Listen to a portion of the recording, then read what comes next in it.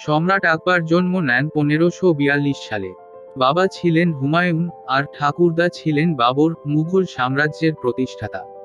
মাত্র 13 বছর বয়সে তিনি সিংহাসনে বসেন। নীল রঙের ছোট হিরে সামরিক শক্তি। আকবরের সেনাবাহিনী ছিল সময়ের সবচেয়ে শক্তিশালী। মানসবদারি ব্যবস্থা চালু করেন, যেটা আধুনিক মিলিটারি র্যাঙ্কের মতোই। রাজপুতদের সঙ্গে চুক্তি করে একত্রে শাসন করেছিলেন।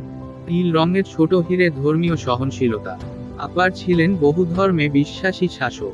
হিন্দু, মুসলিম, জৈন, খ্রিস্টানদের নিয়ে দীন-ই ইলাহি নামে নতুন মতবাদ চালু করেন। অনেক হিন্দু রাজকন্যাকে বিবাহ করে রাজনৈতিক স্থিতি রক্ষা করেছিলেন। নীল রঙের ছোট হিরে সংস্কৃতি ও প্রশাসন।